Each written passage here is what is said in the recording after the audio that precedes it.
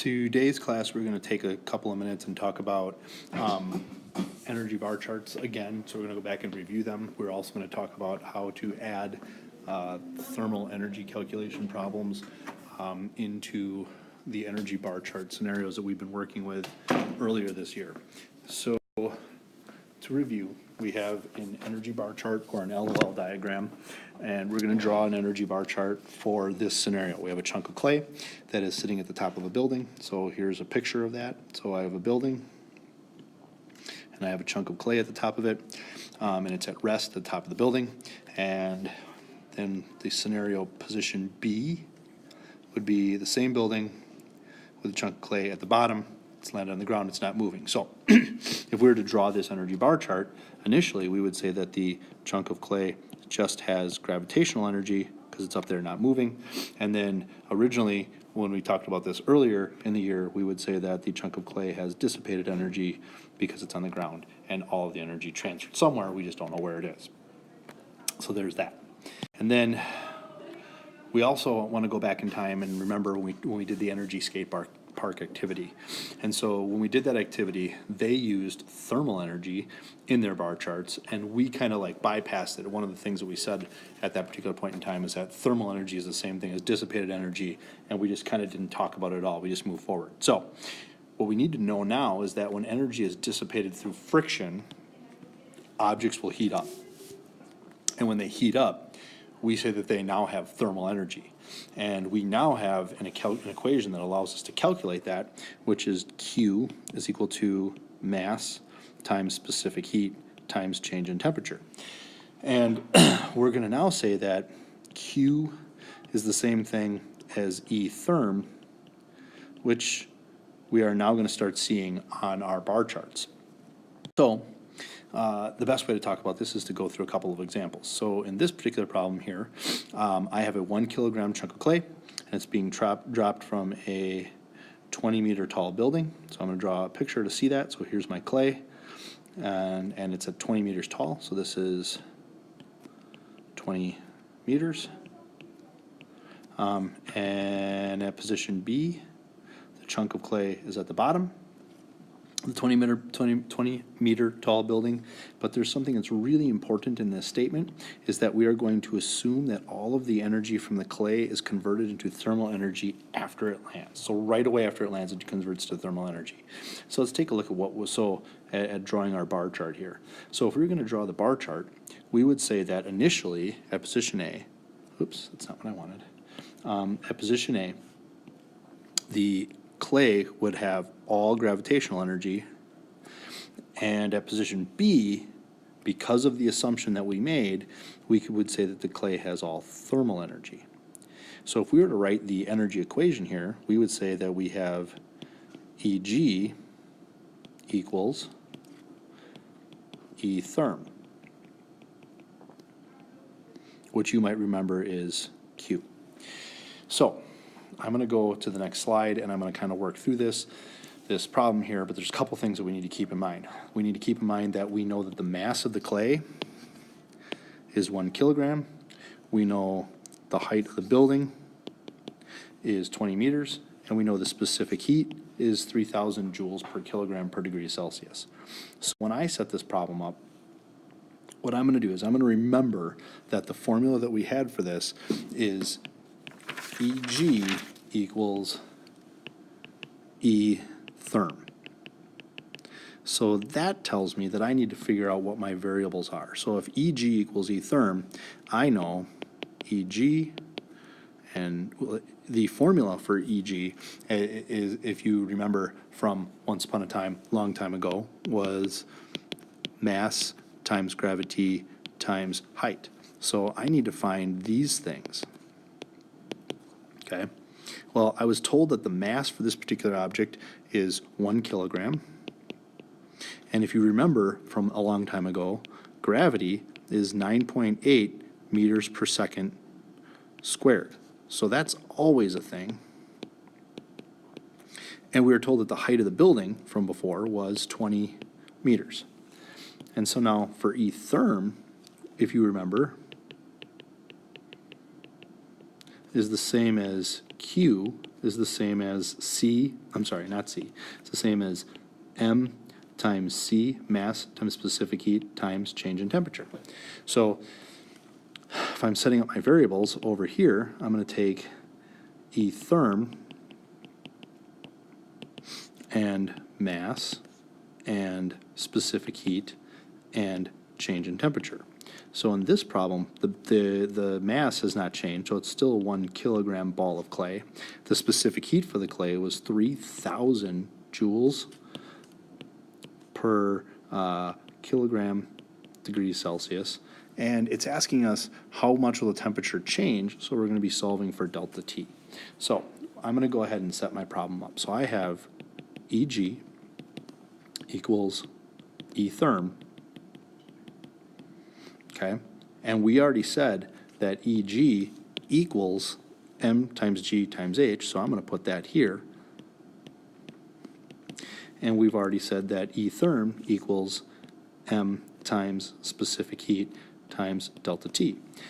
So now I'm just going to go and plug in what I know. So on this side, I have 1 kilogram times 9.8 meters per second squared times 20 meters. And on the therm side, I have 1 kilogram times 3,000 joules per kilogram degrees Celsius times delta T. So what I'm going to do is I'm going to simplify what I can. So I'm going to take 1 times 9.8 times 20, and that's going to give me a value of 196, and because it's energy, it's joules. And then I'm going to simplify what I can over here. 1 times 3,000 will give me 3,000 times delta T. And just like we were doing the other day, we are going to solve for delta T. So I'm going to take my 196 joules equals 3,000 divided by 3,000. And that's going to leave me with delta T. And so my answer here is going to be delta T. So I'm going to take 196 divided by 3,000, and I'm going to get a change in temperature of 0.065 degrees Celsius. And that's all that's to that problem. It's not too bad, but what we're basically saying is that when the clay falls 20 meters, the amount of kinetic energy changes to thermal energy when it hits the ground, but it's not a lot. It's like less, it's way less than a tenth of a degree. Well, it's way less than a degree. So forward, and we'll try a different problem. In this case, we have a 2 kilogram ice cube being placed on a hot plate. So a hot plate might be one that like came out of the oven or something like that. So it might look something like this. You got your little thing there, and then we've got our nice ice cube here. Okay, so it's being placed on a hot plate. And so the question is basically telling us that the hot plate does 750 joules of work on the ice. So what that tells me when I'm drawing my bar chart at position A, here I've got nothing because there's nothing that the ice is doing. It's the ice is being worked on by the plate. So I'm going to add work here. Okay, so work, hot plate is doing work on the ice. And that's all going to transfer to thermal energy over here. So now, when I go to write my energy equation, I'm going to take 0, because there's nothing at position A, plus work equals E therm. Okay? So now my real formula is going to be work is equal to E therm. So now, and I'm going to go to the next slide, but before I do that, there's a couple things I got to keep track of.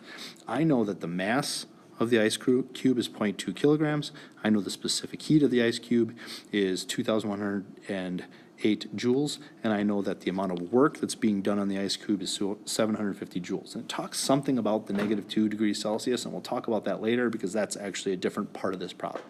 So I'm going to go back, and I'm going to remember that my formula is going to be work is equal to, in this case, E therm, okay? And I don't have a formula for work, so that's actually going to make my life a little bit easier. So I'm just going to take work is equal to 750 joules. And we have to remember that E therm is the same thing as Q, which is the same thing as mass times specific heat times change in temperature. So E therm is equal to mass times specific heat times change in temperature. So we were told that the mass was 0.2 kilograms. We were told that the specific heat was 2,108 joules per kilogram per degree Celsius. And I'm telling you in this problem, we're going to solve for change in temperature.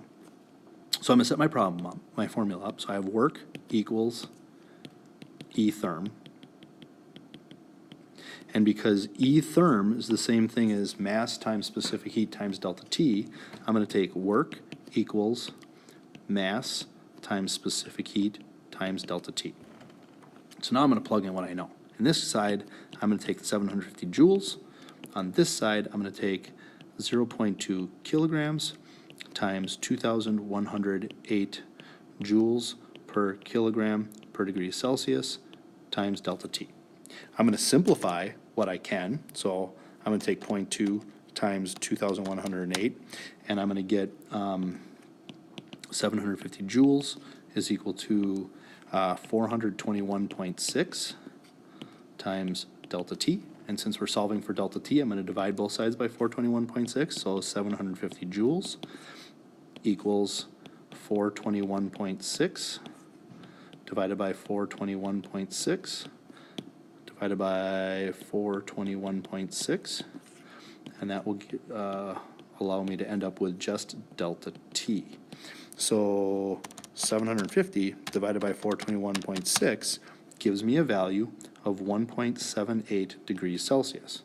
Now, if we go back to the problem above, we were told that the ice was at -2 degrees Celsius.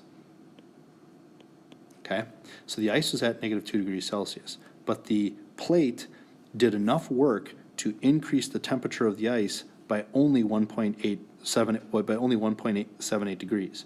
So the question was, did we add enough energy to get to 0 degrees Celsius, which is the melting point of ice,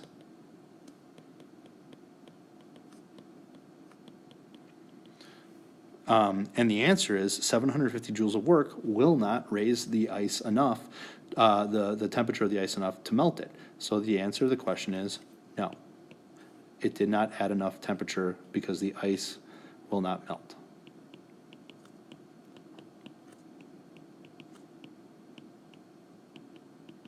Okay, so that's that. Your homework tonight is to do worksheet number 7. It is 4 problems long. It is a 2-sider, and we will go through that in class tomorrow.